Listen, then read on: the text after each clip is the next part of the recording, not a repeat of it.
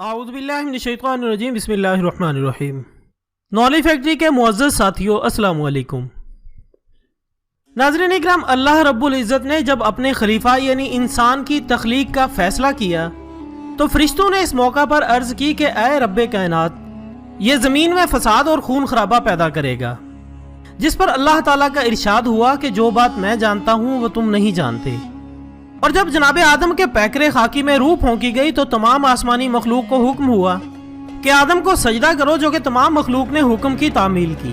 لیکن ابلیس جو کہ جنوں کی نسل میں سے تھا اور اپنی انتہائی عبادت کی وجہ سے اللہ کا مقرب ٹھہر چکا تھا، اس نے یہ حکم ماننے سے انکار کر دیا اور کہا کہ یہ مٹی سے بنا ہے جبکہ میری تخلیق آگ سے کی گئی ہے، سو میں اس مٹی کے پتلے سے افضل ہوں اور اس کو سجدہ نہیں کروں گا۔ جس کے بعد یہ راندہ درگاہ ٹھہرا، مگر اس لعین نے اس وقت بھی اپنے خدا کو یہ چیلنج کرنے کی حماقت کی کہ میں اس کو یعنی انسان کو سیدھے راستے سے بھٹکا دوں گا۔ جس کے بعد ارشاد ہوا کہ جو میرے بندے ہیں وہ تیرے بہکاوے میں نہیں آئیں گے۔ سو دوستو، آج کی اس ویڈیو میں ہم اس لعین پر مزید گفتگو کریں گے۔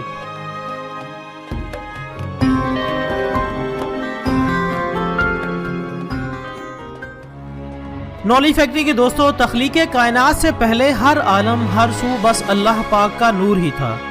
ذات باری تعالیٰ نے اپنے نور سے کچھ حصہ جدا فرمایا اور پھر اس جدا شدہ نور کے مزید دو حصے فرمائے۔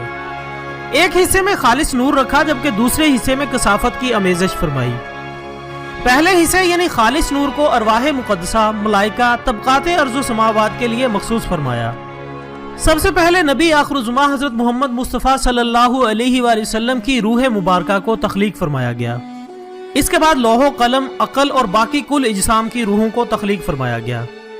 پھر کثافت والے نور کو مزید دو حصوں میں تقسیم کیا گیا۔ ایک میں خالص جزو نور تھا جس سے قوم جن کی تخلیق عمل میں آئی۔ چونکہ خالص جزو نور والے حصے میں نار یعنی آگ کا عنصر غالب تھا، اس لیے سرکشی اور نافرمانی جنات کی فطرت میں شامل ہے۔ معزز خواتین و حضرات، قوم جن میں سب سے پہلے تارانوس نامی جن کو تخلیق کیا گیا۔ جس طرح حضرت آدم علیہ السلام کو ابو البشر کہا جاتا ہے، اسی طرح تارانوس کو ابو الجن کہا جاتا ہے۔ تارانوس کی تخلیق ابلیس کی تخلیق سے کم و بیش 1,44,000 سال قبل ہوئی۔ ذات باری تعالیٰ نے انہیں شریعت اور احکامات سے نوازا۔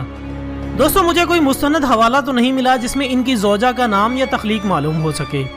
البتہ ایک کتاب میں یہ ضرور ملا ہے کہ انہیں روئے زمین پر ایک جن سے مخالف کوئی 300 سال بعد نظر آئیں، جس سے ان کی شادی ہوئی اور نسل بڑھتی رہی۔ ان کے ہاں اولاد کی موت نہیں ہوتی تھی اور یوں ان کی قوم کثیر تعداد میں بڑھتی چلی گئی۔ پھر رفتہ رفتہ ان کی سرکش فطرت ناریت رنگ لائی اور یہ قوم سرکشی پر اتر آئی۔ ان کی بدعمالیوں کے سبب تخلیق کے 36,000 سال بعد کثیر تعداد عذاب موت کی نظر کر دی گئی۔ اب روئے زمین پر کہیں کہیں نیک بستیاں باقی تھیں۔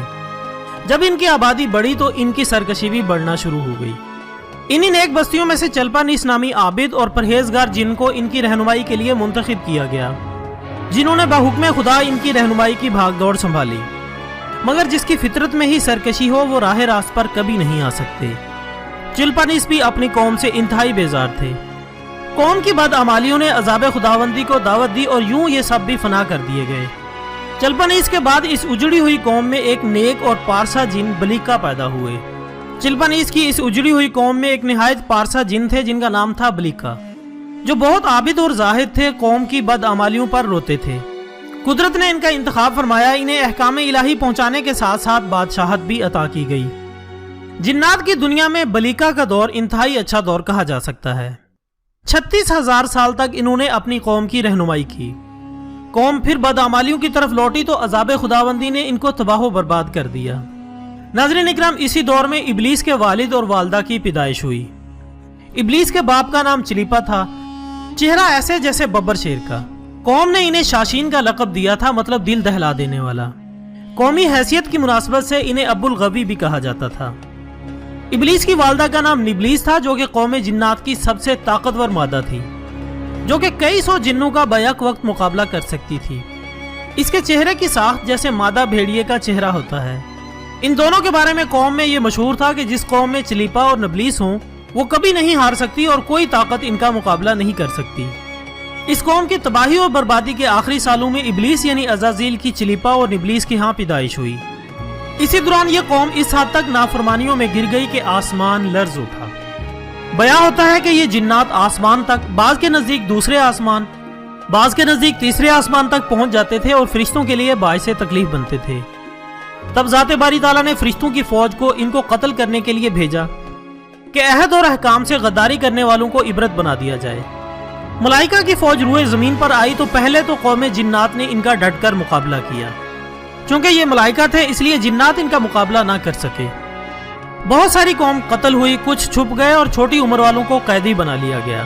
ان قیدیوں میں عزازیل یعنی ابلیس بھی شامل تھا۔ روایات میں آتا ہے کہ عزازیل یعنی ابلیس کی عمر اس عذاب کے وقت 282 سال تھی۔ اگر 282 سال کی عمر کو دیکھا جائے تو تعجب ہوتا ہے، مگر جب گزرنے والے ادوار کا ان سے موازنہ کیا جائے تو یقیناً یہ ابلیس کا کم عمری کا دور تھا۔ اس حساب سے یہ بچہ ہی تصور کیا جائے گا۔ خیر دوستو، ملائکہ نے اسے تمام تعلیم سکھائی، آسمانی راز، علوم اور ادب و آداب بھی سکھائے۔ یہ ایک مصلحت تھی کہ یہ بہت جلد سیکھتا رہا، سیکھنے اور عبادت کرنے کے علاوہ اسے کوئی کام نہ تھا، یہاں تک کہ اتنا مگن ہو کے سیکھا کہ فرشتے اس کی قابلیت، اس کی عبادت گزاری پر رشک کرتے۔ وقت گزرنے کے ساتھ ساتھ اس کی عزت و توقیر میں اضافہ ہوتا گیا۔ فرشتے اس کے ساتھ رہنے کو باعث فخر سمجھتے تھے۔ پہلے آسمان پر ابلیس کا نام عابد مشہور ہوا۔ کہا جاتا ہے کہ فرشتے اپنی مرضی سے یا اپنی خواہش سے بغیر حکم ربی ایک آسمان سے دوسرے آسمان تک نہیں جا سکتے۔ اول تو فرشتوں میں خواہش نفس کا مادہ نہیں، پھر وہ حکم الہی کے پابند ہیں۔ لیکن ابلیس اپنے زہد و تقوی، علم و فضل کی بنا پر دوسرے آسمان تک پہنچ گیا۔ یہاں بھی اس نے اپنی عبادت، ریاضت، علم و مہارت کی شہرت پائی اور ان کو درس دیتا رہا۔ دوسرے آسمان پر ابلیس زاہد کے نام سے مشہور ہوا۔ پھر تیسرے آسمان تک پہنچا، یہاں بھی فرشتوں کو درس و تدریس کرتا رہا۔ تیسرے آسمان پر ابلیس نے بلال کے نام سے شہرت پائی۔ چوتھے آسمان پر ابلیس پہنچا تو یہاں اس کی ملاقات بہت ساری ارواح مقدسہ سے ہوئی، یہاں بھی اس کے علم و فضل کے چرچے تھے۔ چوتھے آسمان پر والی کے نام سے مشہور ہوا۔ پھر حکم ہوا کہ چوتھے آسمان سے پانچویں آسمان پر چلے جاؤ، یہاں اپنے علم و فضل، ریاضت و اطاعت کی وجہ سے تقی کے نام سے مشہور ہوا۔ چھٹے آسمان پر پہلے ہی اس کے علم و فضل کے چرچے تھے، یہاں بھی یہ ملائکہ کو درس دیتا رہا اور ان کا استاد ٹھہرا۔ چھٹے آسمان پر اسے قبازان کے نام سے شہرت ملی، لیکن باقی آسمانوں کی نسبت چھٹے آسمان پر ابلیس کا قیام کم رہا۔ ناظرین اکرام، ساتوں آسمانوں پر ابلیس بقائے نور میں رہا اور اسے 7 آسمانوں کے سب ملائکہ کا معلم قرار دیا گیا۔ یہاں پہنچ کر اس نے اپنی عاجزی اور ریاضت کی انتہا کر دی۔